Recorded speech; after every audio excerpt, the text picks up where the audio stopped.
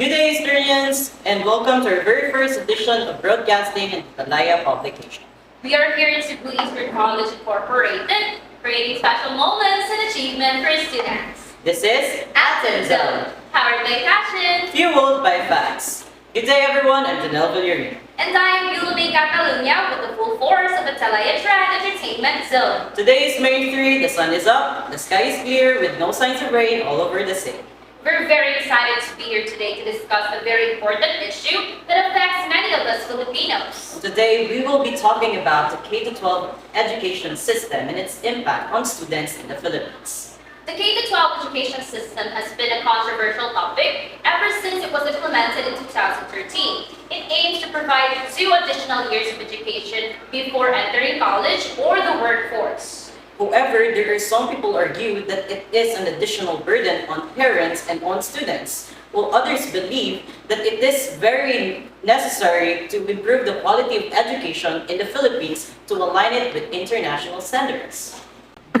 Today we'll be talking about the pros and cons of the K-12 education system and whether it is beneficial to the students here in the Philippines. So let's get started. I'm actually a supporter of the K-12 and I believe that it is an important step toward improving our education system. Well, I'm sorry to say that, but I am against to it because I believe that K-12 has done more harm than good and has put significant burden to parents and teachers' part. This is a very interesting perspective, Janelle. However, studies have actually shown that K-12 has improved the quality of education here in the Philippines.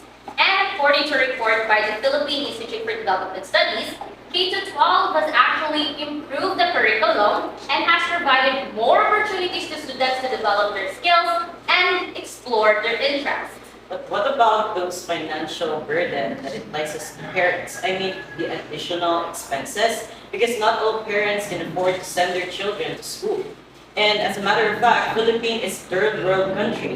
And in terms of socio-economic progress, we are slowly progressing. Plus poverty, which is a socio-economic issue that affects millions of lives. And according to Manila Times, there were over 5.6 million of Filipino families living under dire poverty as of 2022. So you see, we are not yet ready for this.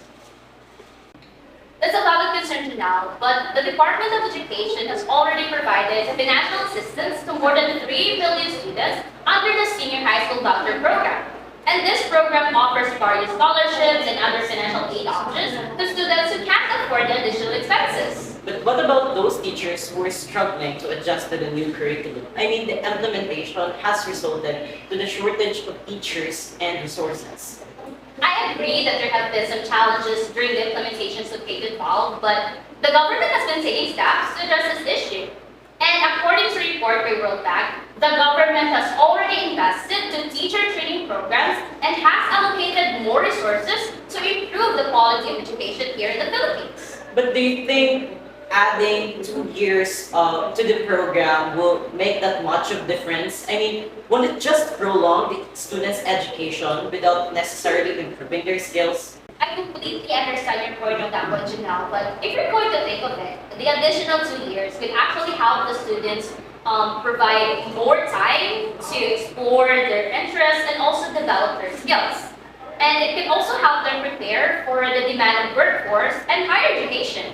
And according to a report by the United Nations Educational, Scientific, Cultural Organization, or also known as the UNESCO, the additional 2 years can actually help address the skill gap in the Philippines and also improve the employability of graduates. I'm still not convinced, Mula. I think what we can do is to improve the quality of education in the early years rather than adding more years to the program. I understand your concern on that one, Janelle, but we still can't ignore the fact that K-12 has really improved the quality of education here in the Philippines. And we need to work together to address these challenges and also provide our students with the education they truly deserve. Well, it looks like that we all have to agree to disagree, Yula. And it's been a great sharing, and I agree with your opinions. Likewise, now, and I think healthy discussions like this can be really helpful in shaping our views and opinions. And I would like to say thank you for having this discussion. Thank you, Yula, for sharing your opinions about this issue.